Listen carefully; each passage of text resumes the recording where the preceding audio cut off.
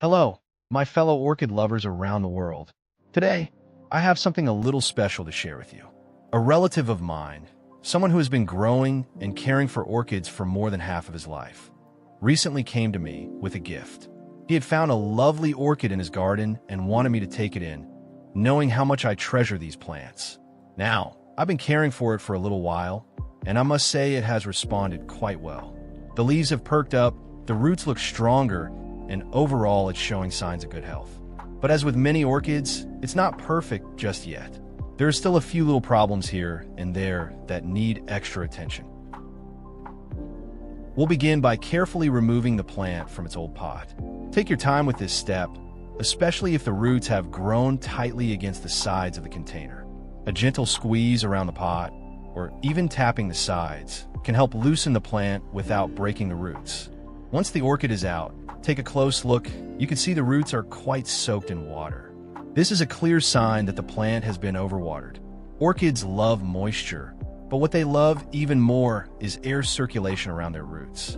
When the roots sit in water for too long, they can suffocate and eventually rot, which is one of the most common problems orchid growers face.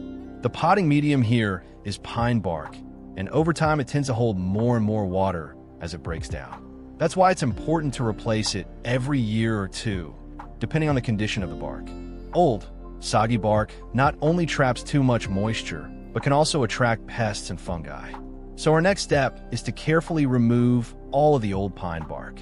Do this slowly, piece by piece, gently untangling it from the roots. Some of the bark might cling tightly, and that's okay. Just be patient and avoid pulling too hard because orchid roots are quite delicate.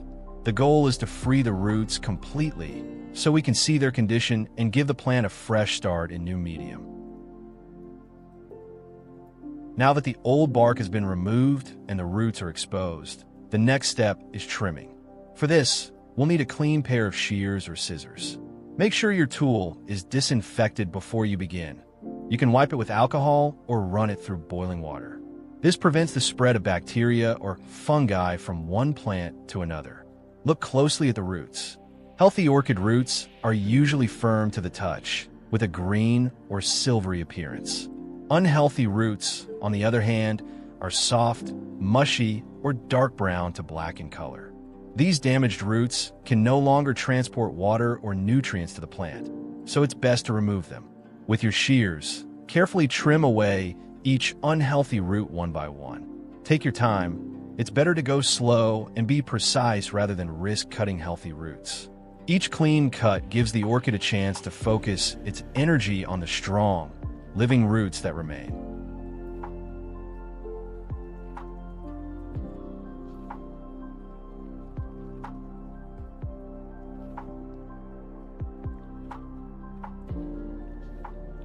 Next, we'll give the orchid a quick wash. You can do this using a gentle water spray, or simply rinsing it under a sink with lukewarm water. The goal here is to wash away any remaining bits of old bark, soil, or dust that may still be clinging to the roots. Be sure the water pressure is soft. Too strong a stream can bruise or snap delicate roots. A light rinse is more than enough. As you wash, you'll also get a clearer view of the root system, making it easier to double-check if there are any damaged roots you might have missed earlier.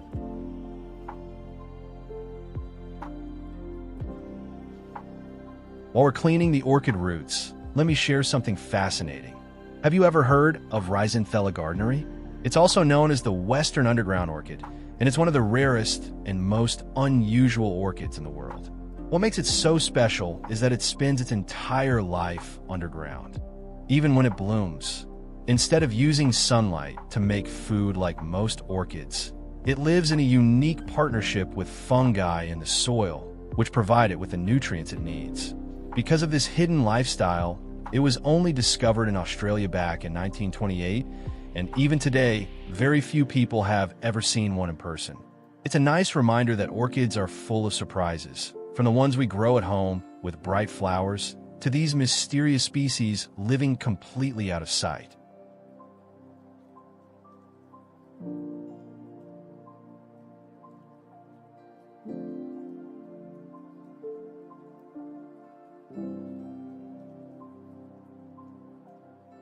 After you're done washing the roots, the next step is to give the orchid a gentle cleanup. Take a soft, dry cloth or a clean handkerchief and carefully pat the plant dry. Focus on the leaves and crown area because you don't want excess water sitting there. It could lead to rot over time. Wipe gently, almost like you're polishing the leaves. This helps remove any leftover water droplets, dust, or marks, and allows the orchid to breathe a little easier. It also gives the plant a fresher look, making it not only healthier, but more beautiful to display. While I was cleaning, I noticed a small black spot at the crown of the plant, right next to a leaf. This is something you should never ignore because black spots can often mean the beginning of rot or fungal infection. You'll need to remove it immediately.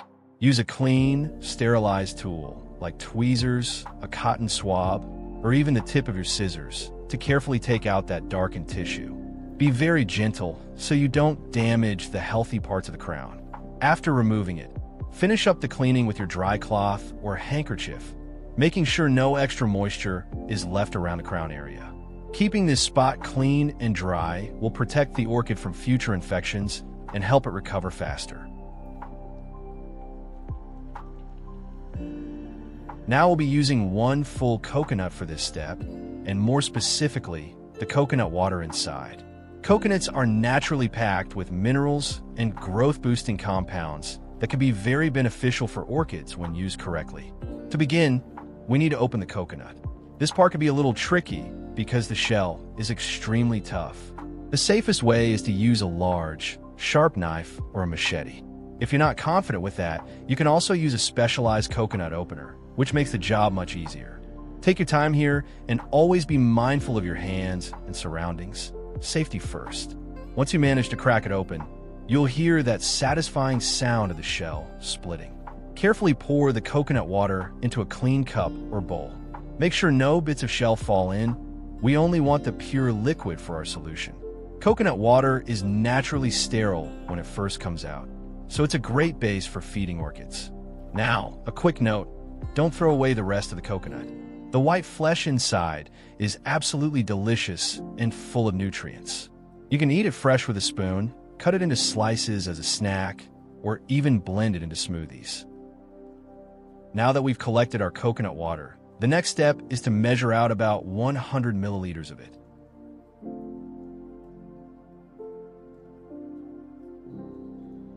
Pour that into a clean container, and then add around 500 milliliters of fresh, clean water. This dilution is very important because coconut water is quite rich on its own.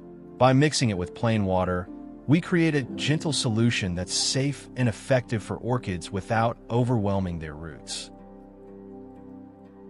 Now we're going to take a small piece of tissue or a soft cloth and dip it gently into the coconut water solution. Make sure the tissue becomes fully soaked. We want it to hold enough of the mixture to properly clean and nourish the plant. Once it's saturated, carefully brush the tissue across the leaves of your orchid. Move slowly and gently, almost like you're polishing the leaves. This isn't just for appearance. By wiping the leaves with this solution, we're removing dust, dirt, or tiny pests that might have settled on the surface. At the same time, the natural nutrients in the coconut water will be absorbed directly through the leaves, giving the plant a refreshing boost. As you work, be mindful around the crown and the base of the leaves. Avoid letting excess liquid pool there, since too much moisture in those spots can sometimes cause rot. Think of this step as a delicate spa treatment for your orchid, gentle, refreshing, and nourishing. When you finish brushing the leaves, it's time to give the roots some attention too. Take another clean container and fill it with the coconut water solution we prepared earlier. Now gently place your orchid into the container, making sure that only the roots are submerged under the liquid. The leaves and crown should stay above the solution. This is very important to prevent rot or damage. Once the orchid is in place, let it sit and soak for about 1 full hour.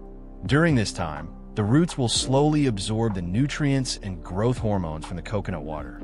This process rehydrates them, boosts their strength, and encourages new root development.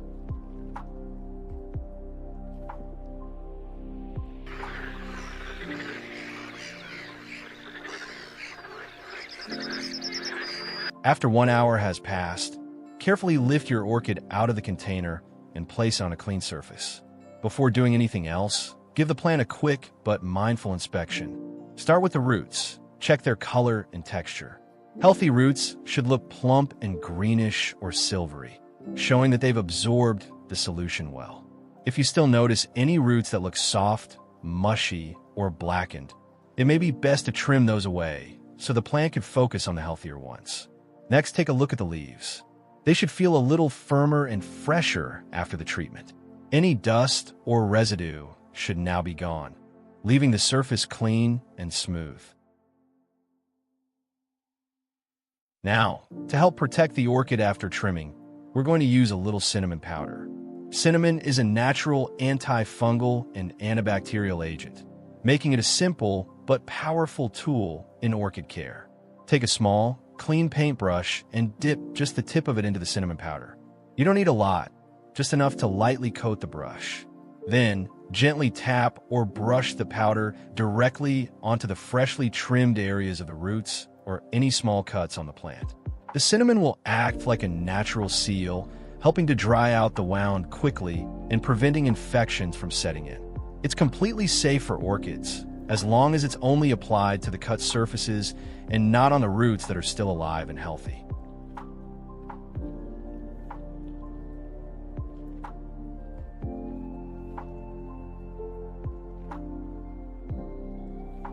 Once that's finished, it's time to prepare a brand new home for our orchid. Start with a clean pot, one that has clear drainage holes at the bottom.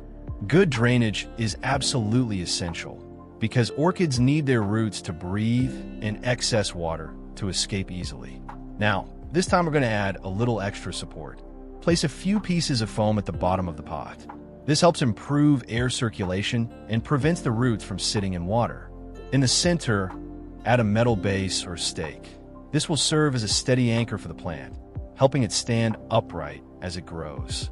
With the base prepared, we can begin filling. Add the first layer of fresh pine bark, which will act as the main potting medium. Pine bark is perfect for orchids because it provides both support and airflow, mimicking how orchids naturally grow on trees in the wild. Next, gently position your orchid in the center of the pot, making sure the roots spread comfortably around the base. Take your time here. You don't want the roots to be crammed or bent too tightly. Once the plant feels secure, continue adding pine bark around the roots until the pot is filled. Lightly tap the pot as you go so the bark settles evenly and holds the orchid firmly in place.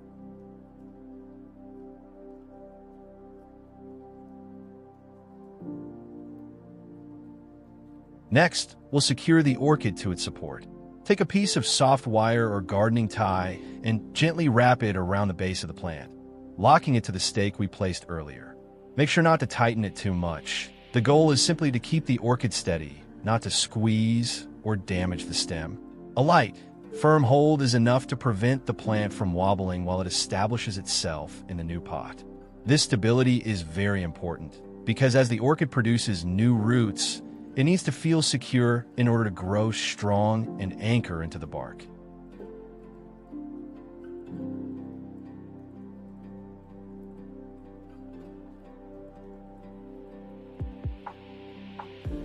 Now we'll move on to the finishing touch, filling the top layer with moss. Take a handful of fresh, clean sphagnum moss and gently spread it across the surface of the pot, just enough to lightly cover the pine bark. The moss serves a very important role. It helps retain moisture in the potting medium, keeping the roots from drying out too quickly, while still allowing air to flow through. At the same time, it creates a soft, natural cover that mimics the orchid's native environment, where moss and organic matter naturally gather around their roots on tree branches. Be careful not to pack the moss down too tightly. We want it to stay fluffy and breathable. A thin, airy layer is all it takes to maintain the right balance of moisture and airflow.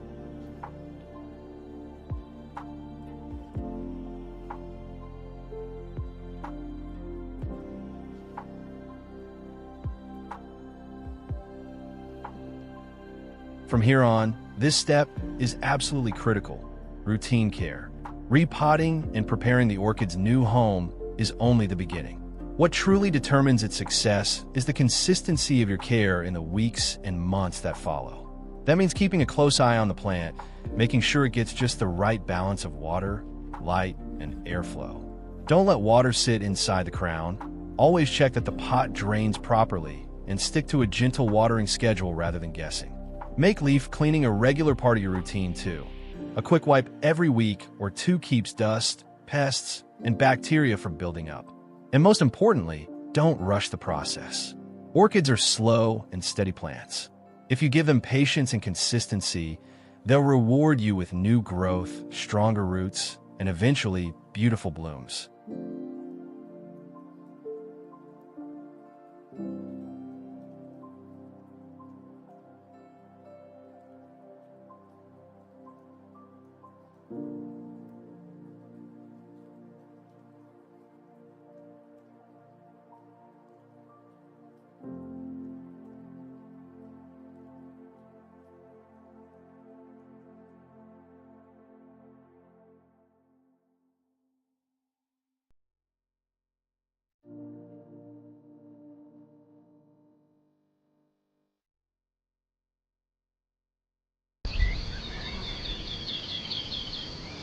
After 4 weeks, you'll begin to notice some very encouraging signs from your orchid. The first thing to look at is the leaves. If you've been consistent with your routine care, the leaves should look firmer and slightly shinier than before. A healthy orchid leaf will have a vibrant green tone, not too pale, not too dark. If you press gently, it should feel strong and plump, not soft or wrinkled. This firmness tells you the plant is rehydrating and its internal system is balancing again. Now, shift your attention to the roots. If you gently peek at the roots through the sides of the clear pot, you may see fresh, bright green or silvery white tips starting to appear. These are brand new roots reaching out into the bark, anchoring themselves, and drawing in nutrients. This is one of the clearest signs that your orchid is recovering well. Roots are the lifeline of the plant, so seeing new growth here is like watching the heart beat stronger. At the crown of the plant, that central point where the leaves emerge, you might also notice the very beginning of new leaf growth. Sometimes it starts as a tiny, tender green spike, slowly unfolding into a fresh leaf over time.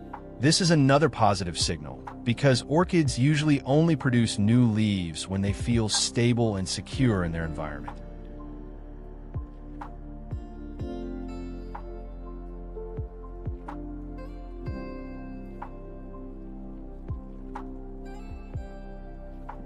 And there you have it, a complete journey of repotting, stabilizing, and nurturing your orchid back to health. From carefully trimming and cleaning the roots, to setting it securely in its new home with bark and moss, and finally committing to a steady routine of care, every small step adds up to big changes. Thank you so much for joining me today. If you found this guide helpful, don't forget to like this video, subscribe for more orchid care tips, and share it with a fellow plant lover. Until next time, happy growing, and may your orchids thrive.